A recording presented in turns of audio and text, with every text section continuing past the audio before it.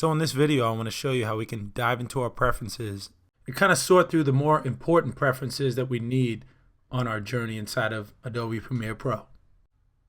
This window can be a little intimidating sometimes. Here are a couple preferences that I typically leave checked. Some I actually leave unchecked. Uncheck set focus on timeline when performing insert overwrite edits. I typically like to stay inside of my source panel instead of setting the focus on my timeline after each edit. Playback and return to beginning. That can be a real pain, especially if you're working on a really long timeline. First, let's log into our Creative Cloud settings. I'll click Sync Settings now in the bottom left-hand corner.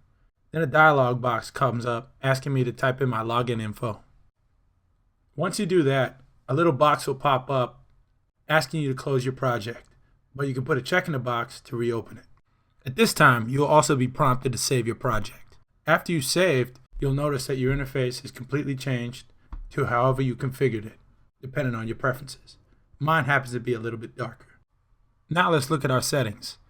After I've logged in with my settings, you'll notice that a couple things have changed. I've completely changed my labels and even color-coded them differently. Now let's take a step back and clear our settings by going back to the bottom left-hand corner. Then you have a dialog box that asks you if you'd like to upload your settings before clearing. And I'm just going to leave that one unchecked and hit OK. And now you can see my interface is back to normal, back to our default. And all of our settings are as well. Let's talk about changing the label color preference. We've got a whole bunch of funky colors in here that we can definitely work with and change. If we look at our colors, violet, iris, Caribbean, lavender, cerulean, forest, rose, and of course mango. You can start by just clicking on the name and then typing in a new word or title. Then click on the color picker, and I'm going to make this one red. So when I think of Hot Topic, I think of red. And when I say Hot Topic, that's whatever you're currently editing. And I'm going to work on In Progress. I'm going to change this one to orange. So this could be something not as high priority as the Hot Topic.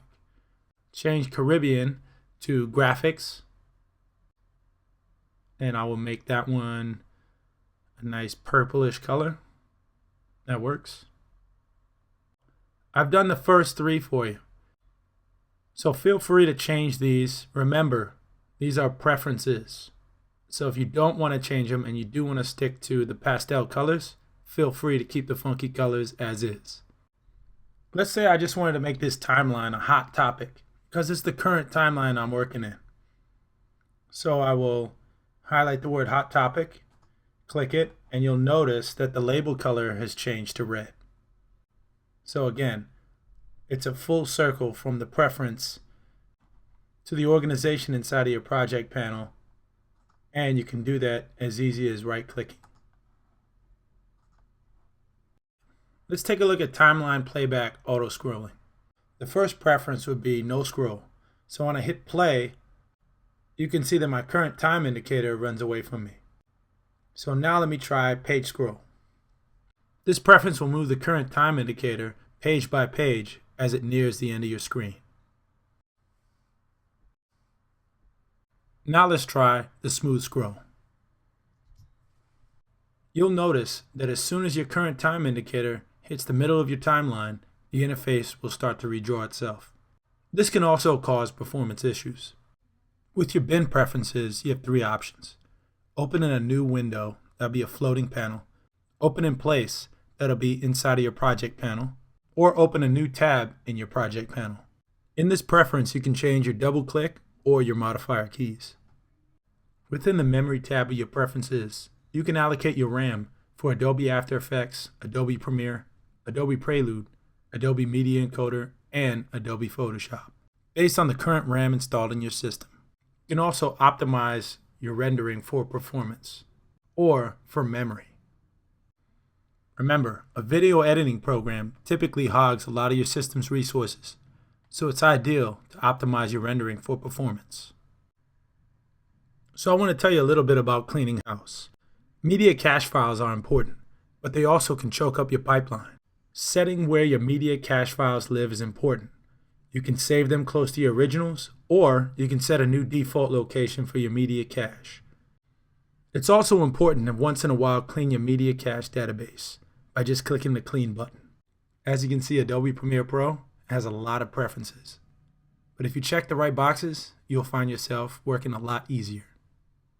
I want to talk about scale to frame size. So I've created a 720p version of my current timeline. And I'm going to put some media inside of that timeline that's 1080.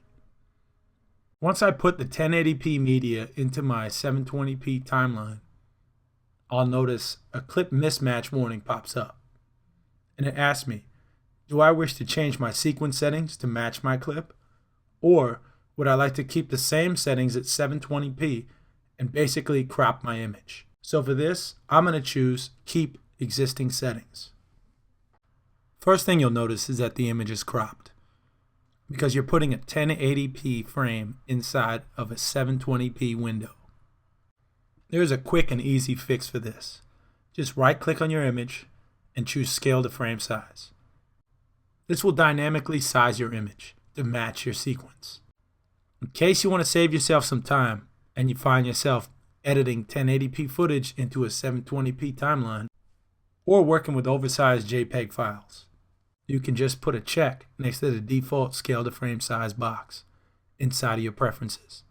So in this video, we've discussed syncing your Creative Cloud settings, clearing your settings, working in your timeline, adjusting our timeline scrolling options, changing our funky label colors, allocating RAM so we can enhance the performance of the application on our system, working with default scale to frame size, and of course, clearing our media cache.